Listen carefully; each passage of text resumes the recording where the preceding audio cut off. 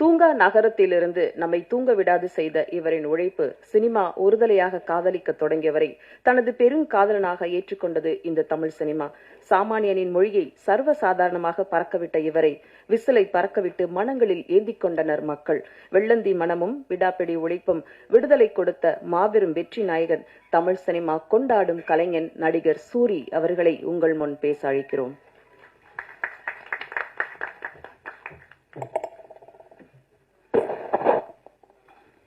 எல்லாருக்கும் வணக்கம். மேடையில் இருக்கிற அன்பு அண்ணன்களுக்கும் மரியாதைக்குரிய அண்ணன்களுக்கும் நண்பர்களுக்கும் எல்லாருக்கும் இந்த வணக்கத்தை தெரிவிச்சுக்கிறேன்.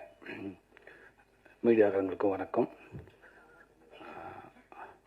நண்பர் தன்ராஜ் எனக்கு ஒரு நல்ல நண்பர்.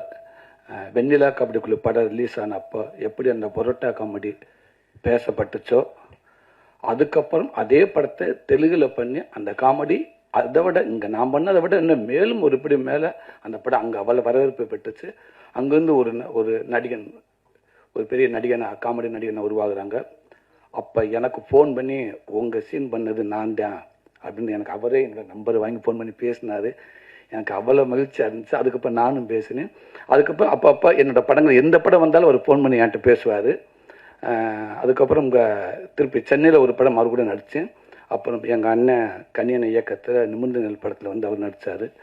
ஸோ ரெண்டு பேரும் மணிக்கணக்காக பேசிக்கிட்டே இருப்போம். எந்திரிக்கிறப்ப நான் பேசினது அவருக்கு புரியாது, அவர் பேசினது எனக்கும் புரியாது.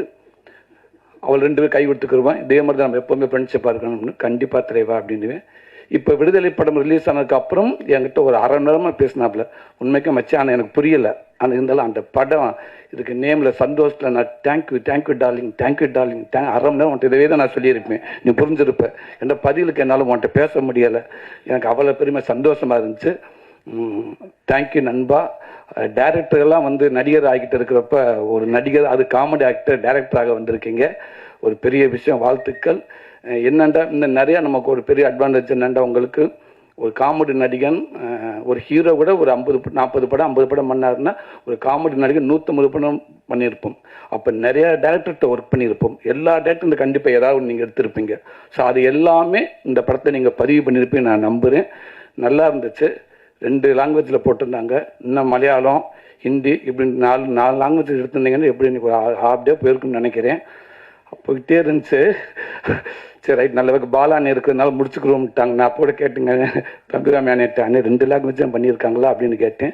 இல்லை தம்பி, நிறையா பண்ணியிருப்பாங்க, பாலாண்ணே இருக்கிறதுனால முடிச்சுக்கிட்டாங்கன்னு நினைக்கிறேன். ரெண்டுமே சூப்பராக இருந்துச்சு. இன்னும் கொஞ்சம் பார்த்தா உண்மைக்கு நான் தெலுங்கு பேசியிருப்பேன். ஃபுல்லாக தெலுங்குலேயே தான் பேசியிருப்பேன். ரொம்ப நல்லா இருந்துச்சு.